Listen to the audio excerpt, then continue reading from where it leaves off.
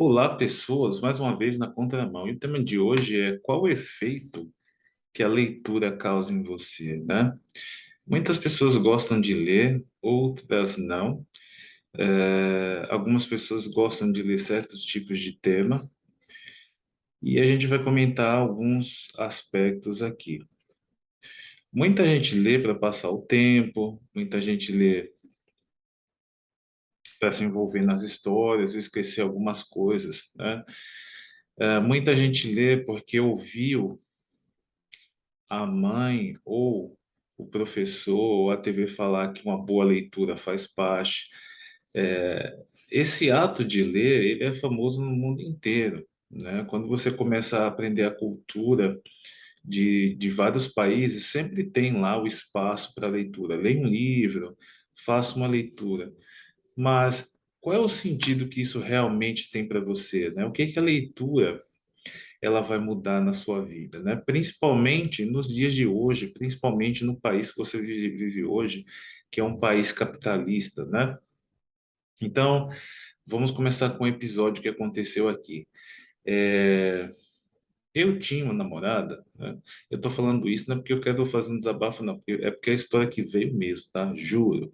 Então, eu tinha uma namorada, espero que ela não esteja vendo esse vídeo, né? Mas acho que não, faz tempo que eu não tenho contato, que a gente viajou eu e a família dela para um lugar. Aí quando a gente estava voltando, aí tinha eu que gostava de ler, tinha ela que também gostava de ler, né? Tinha os irmãos, né? Tinha a mãe e também tinha o pai, mas o pai não gostava de ler, né? E aí, de repente, o pai teve uma ideia, vamos passar ali no lugar para comprar esfirra e comer, né? E aí todo mundo, do nada, assim, começou a falar sobre leitura, né? E aí, de repente, começaram a lembrar dos tempos de escola, né? Que pedem para ler aqueles livros de literatura. Aí falar dos momentos da literatura, que começa lá com a literatura dos jesuítas, né? Aí começa lá com o, o barroco, arcadismo, romantismo, realismo, simbolismo, né? Modernismo e por aí vai, né? Os nomes que representavam esses períodos da literatura. E aí começavam os devaneios, né? A mente começava devagar e falar assim, porque tal autor era assim, que não sei o quê. Aquele modismo, né? Que se passa no momento quando você começa a comentar sobre os livros de literatura que são passados para a gente ler, né? E você se pergunta, por que que eu tenho que ler aquilo, né? Às vezes a impressão que você tem é que os professores passam para você porque tem aquela cultura, não, ler faz bem. Mas, assim, eu não tive essa oportunidade de ter um professor que mostrasse o verdadeiro sentido para mim, né? De ler esse tipo de livro. A única coisa que ficava era, você tem que ler porque tem que ler, entendeu? Porque ler é culto, porque ler é muito importante, que faz parte. Na minha época não tinha Enem, se falava vestibular mesmo, e hoje se fala Enem, continua. Você tem que ler, picar no Enem, por aí vai. Mas enfim, vamos voltar para a história. E aí, vinha todo mundo dentro do carro, no devaneio, né? É que no simbolismo tinha não sei quem, Basílio da Gama, no realismo, Machado de Assis, né? No barroco, Gregório de Matos, e por aí vai. E eu calado. E também o pai, né, da minha namorada também calado. Aí sou lá, tal, tudo. Só que assim, parecia que quando as pessoas falavam desses autores, né, das passagens ali da literatura, parecia que queria dar uma alfinetada ali no maridão, porque o maridão não gostava dessas coisas, né? No caso, o pai dela ali, né? E ele calado, e eu calado porque não queria comentar sobre aquilo. Eu lembrava, assim, tal, das passagens da literatura, mas não estava afim, né? De vez em quando até eu falava algumas coisinhas, tal. Tá. Aí, quando a gente chegou lá um lugar para comer as esfirras, aí o devaneio continua, mas não na literatura, na escolha das esfirras. Ah, eu quero de carne, eu quero de queijo, eu quero de carne, queijo, frango, né? Só que na hora de pagar a conta, foi muito engraçado, porque saber todos aqueles romances, né? Saber toda aquela literatura não sustentou a vontade de comer. Então, assim, quem pagou tudo, quem tinha o poder de compra de pagar ali a realidade que a gente vivia, era justamente o pai que não gostava de ler e que não sabia uma passagem da literatura e que não sabia um autor das correntes literárias, né? Então, dando ouvidos, né, ao capitalismo puro, ao momento que a gente está vivendo, eu te pergunto, para que serviu ler aquilo tudo se na sua realidade você é humilhado por alguém que nem leu aquilo? Você está entendendo? Claro, existem há vários aspectos. Você poderia ser um professor de literatura muito famoso e você ter condições de pagar suas esfias. Mas você percebeu que, assim, a forma como foi passado, né, para aquelas pessoas, inclusive para mim, que ler era importante, né, mas não passaram uma coisa que hoje está muito em destaque. Quando você faz um canal no YouTube, inclusive falar até para mim, falar assim, ó, ah, você começa assim, depois começa a monetizar o seu canal, né? Então eu vejo assim que as pessoas sustentam frases, inclusive ligadas à educação, ao aprendizado, e isso é passado de professor para professor, de geração em geração, mas os professores não ensinam a você monetizar o conhecimento, entendeu? Mostrar como você vai ganhar dinheiro com isso, porque assim, a palavra educação e educação em si, você pode entrar no devaneio, né? E falar assim, ah, se você. Eu lembro que eu escutava muito isso, estude para ser gente, né? Como se a gente não fosse, né? Mas assim, se você não ensinarem você a monetizar esse estudo, você vai passar vergonha, entendeu? Porque o que que acontece? Embora a mão de obra aqui no Brasil é mal remunerada, mas as pessoas que têm um alto grau de estudo não sabem construir uma casa, não sabem, por exemplo, levantar uma parede.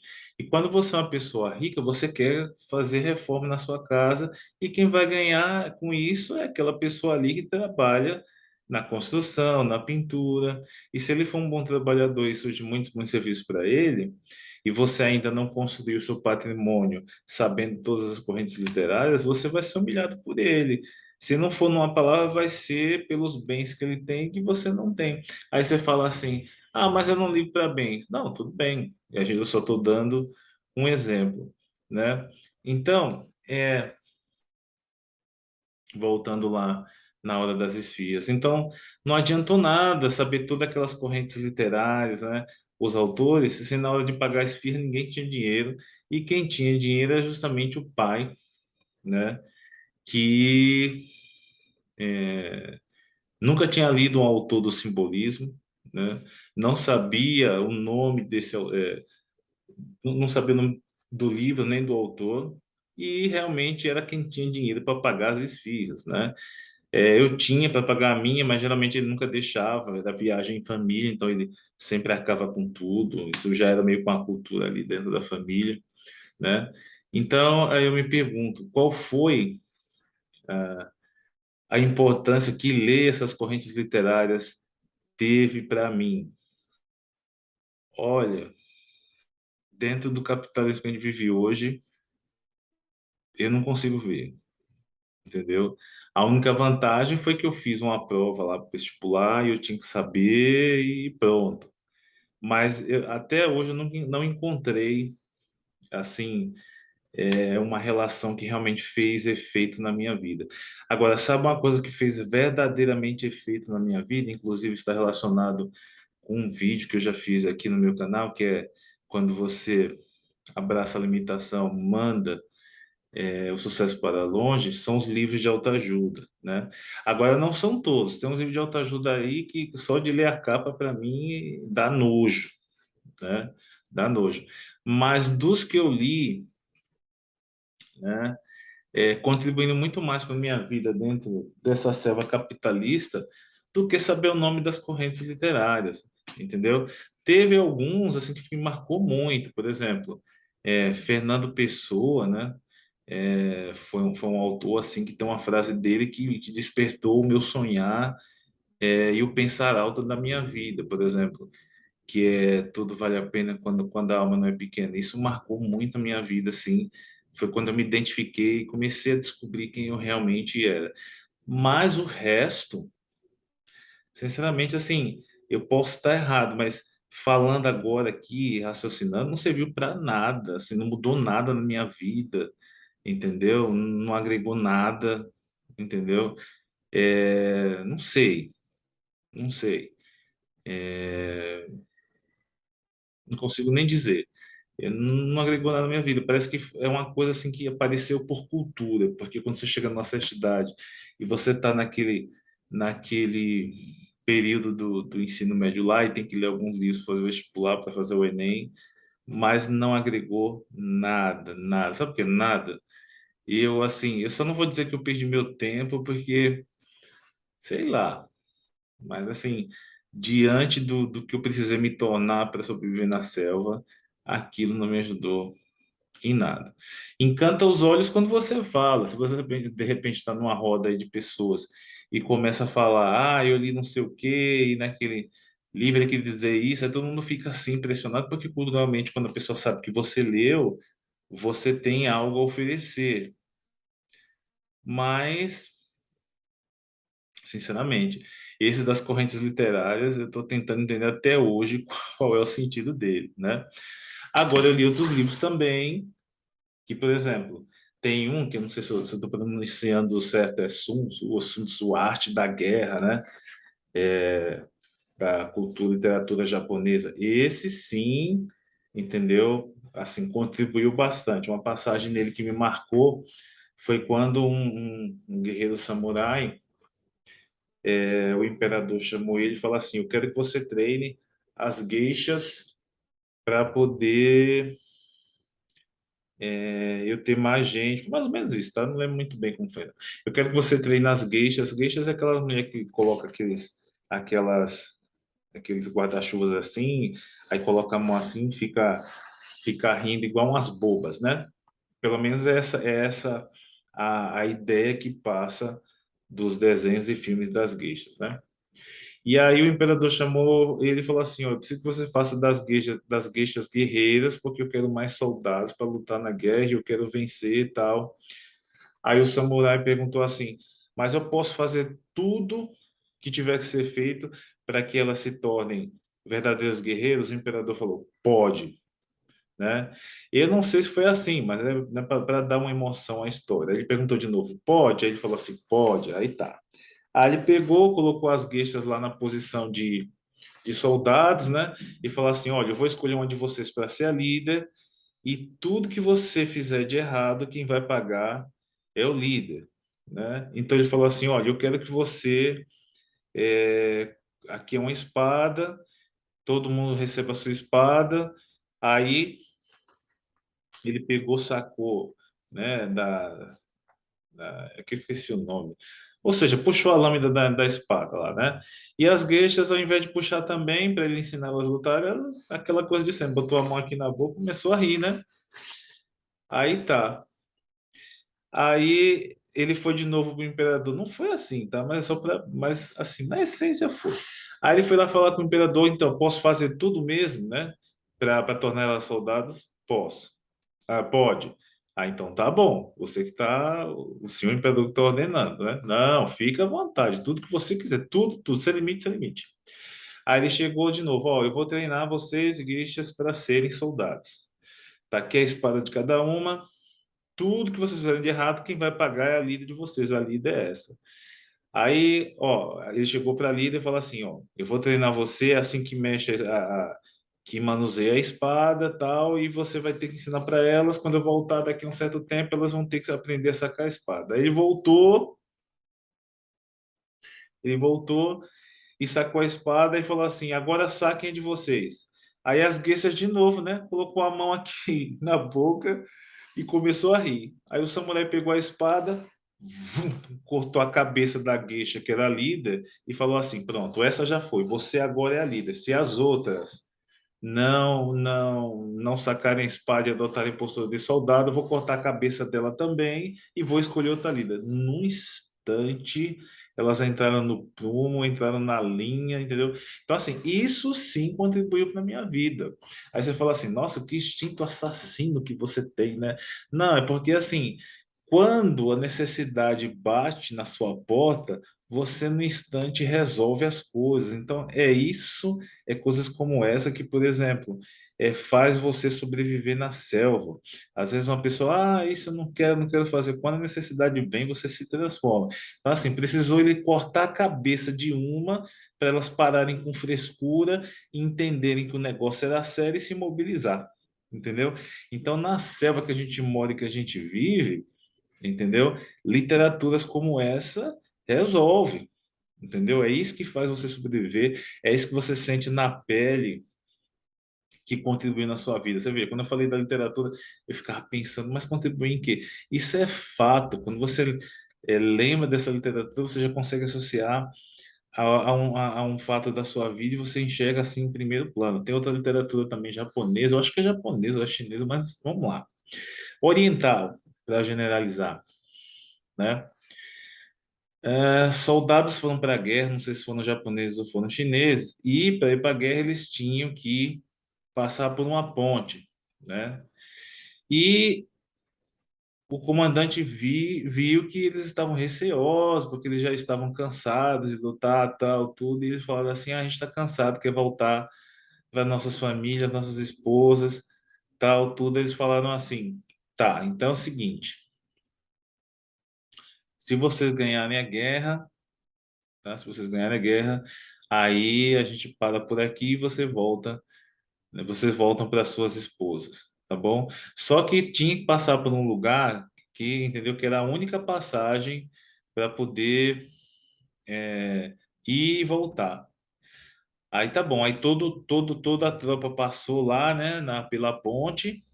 Quando eles acabaram de passar pela ponte, um penhasco muito alto, aí eles chegaram, aí o comandante chegou e foi assim, aí cortou a ponte caiu. Ele falou assim, olha, agora ou vocês ganham a guerra, entendeu? Ou vocês vão morrer e não vão voltar mais para sua família. Se vocês ganharem a guerra, depois que ganhar a guerra, a gente se reúne, constrói outra ponte e você volta para suas famílias. Mas agora vocês têm que ganhar a guerra de qualquer jeito. É morrer, é ganhar a guerra ou morrer. Entendeu?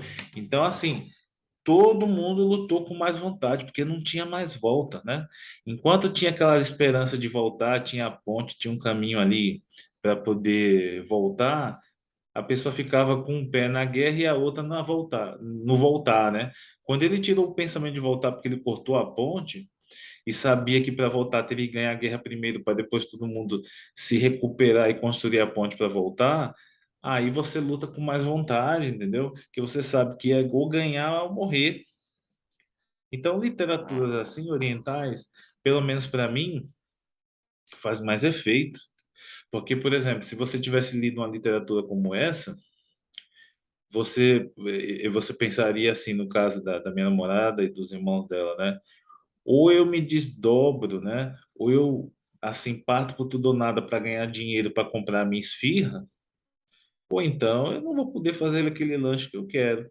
Então, assim, você aprende a lutar pelo que é seu na fibra, na raça, entendeu? Na questão da sobrevivência. Então, assim, eu acho que a literatura oriental deveria ser muito mais valorizada do que essa literatura que passa para a gente para fazer uma prova de Enem, de vestibular, e que não prepara a gente em nada para a vida, entendeu? Não deixa você forte para enfrentar os problemas que a vida sempre traz. Então, assim, eu sou muito fã da cultura oriental, porque as coisas da cultura oriental têm muita relação com a sobrevivência na selva, na vida, né? Que a gente faz parte. Tem muita relação também na questão de você estar em harmonia, né, com a vida, com a natureza, e na questão de você realmente se descobrir e poder fazer alguma coisa. Agora, essas literaturas aí que passam para a gente ler, entendeu? Não ajuda a gente a sobreviver na vida, fica só no ilusionismo de que quem lê sabe, quem não lê é uma pessoa grosseira, mas na verdade, para mim, não vale nada. E aí eu vou dar o exemplo da mussarela, né? Que eu falei naquele vídeo é, da Valor a Quem Merece, que eu falei do pedreiro, e quando ele chega no caixa, que ele iria pagar a mussarela com obrigado que a pessoa deu, a mulher vai devolver. Vai falar assim, devolva a mussarela. A mesma coisa acontece com essa literatura. Imagina, todo mundo lá no carro falando sobre literatura, quando chegasse na hora de pagar, a moça falasse assim: vocês vão pagar a esfirra com o quê? Ah, eu vou pagar com o conhecimento que eu tenho, que o grande nome do simbolismo foi Basílio da Gama, que o nome, o grande nome do realismo foi Machado de Assis, entendeu? A moça vai dizer: moço, você não vai levar as esfirras, não, porque isso para mim não tem valor nenhum. Entendeu? Então, assim, se você não monetiza o seu conhecimento, ele não vale de nada. E tem uma frase clichê, né, porque não poderia faltar, que para mim essa frase lixo é a mesma coisa. E olha que eu sou da área da educação, hein? Mas eu digo, essa frase lixo é a mesma coisa, que é o seguinte, eu vou pegar pesado, eu odeio quando a pessoa fala assim, ah, o conhecimento é uma coisa que ninguém tira de você. Ele vai ficar dentro de você para quê? Para você carregar peso, porque se ele não gerar dinheiro, meu amigo, ele não serve para nada, entendeu? Então, essa coisa, conhecimento é uma coisa que ninguém tira de você. Se você não monetizar ele, se você não fizer com que você ganhe dinheiro com ele, ele não serve para nada, entendeu? É só uma frase clichê que você leva pro resto da sua vida e, entendeu? Não serve para nada. Você vive numa selva em que você precisa de um combustível, é igual o carro. O carro sem gasolina ou álcool, ele não anda. Você sem dinheiro, você não vive. Então, tudo que você se especializa, lê, né, tem que estar voltado para você ganhar dinheiro, para você sobreviver. Porque se não tiver, entendeu? Você vai estar perdendo tempo fazendo aquilo, entendeu? E não vai dar em nada, entendeu? Então, assim, eu acho que essa coisa da monetização do conhecimento deveria ser uma coisa mais concreta, mais objetiva no ensino. Tem uma frase que eu falo que é assim: às vezes, quando você está lá na sala de aula copiando algo, como aluno, você sempre fala assim: nossa, estou cansado, minha mão está doendo de copiar. Deveriam ser passados para as pessoas assim: ó, cada letra que você escreve vai ser R$ 1 que você vai ganhar lá na frente. Para a pessoa falar assim: fiz um O, ganhei R$ 1. Fiz um P, ganhei mais R$ 1 lá na frente, entendeu? Então a pessoa tem que ver o dinheiro realmente. É igual uma conhecida minha falou: você tem que ver um cifrão em cima de tudo, entendeu? Para você sobreviver. Porque se você vier com aquela coisa tradicional que o dinheiro é uma coisa ruim, né? Que ele só traz desgraça, que não, claro, você não vai se vender por dinheiro, você não vai, né, virar uma pessoa sem limite, sem escrúpulo por dinheiro. Mas você também não pode se iludir que você vai viver de paz e amor e de, como é que eu posso dizer? E de bondade, né? Infelizmente, você precisa ter o crédito no cartão e precisa ter a cédula na sua mão. Então, toda vez que você lê um livro, toda vez que você estudar alguma coisa, você já deve pensar como é que isso vai trazer o crédito no meu cartão e a cédula para minha mão. É assim. Parece uma coisa dura que eu estou dizendo, parece uma coisa grosseira, egoísta, mas é a realidade. Se você não pensar assim, você vai viver no devaneio e não vai dar em nada, certo? Então, assim, eu estou contando o que um livro, né, o que uma leitura, o efeito que a leitura traz, faz em você, né? Indica alguma pessoa que você quer se tornar. Outra coisa também é que às vezes você está lendo um livro que você ainda está. Eu lembro que quando eu era adolescente, você lia um livro e você ainda estava identificando que tipo de pessoa que você era, né? Pelo menos assim foi comigo assim. Então você lia aquele livro e você falava, achei a pessoa que eu quero ser essa pessoa. E e eu trazia essa pessoa para a vida real e assumia aquele papel. Eu não sei se isso acontece com outras pessoas, mas comigo foi assim. Então, quando eu identificava alguém na leitura que eu fazia, eu falava assim, é isso, é essa postura que eu quero adotar, é essa pessoa que eu quero ser, e eu trazia para a vida real e era aquela pessoa ali do livro, né? Então serviu um pouco para me fazer experimentar de como seria na vida aquele personagem que eu li no livro que eu li, né? Então servia para várias coisas, certo? Então, na contramão de hoje foi isso, refletindo sobre o que a leitura, né, reflete na sua vida. Misturei vários assuntos, né? Mas eu achei que é importante, que foi importante falar sobre isso. Falei também que é importante você monetizar todas as atividades que você faz, inclusive a leitura, porque senão você vai ficar no devaneio e você não sabe para onde vai, certo? Então, na contramão de hoje é isso. Amanhã a gente volta com mais um tema.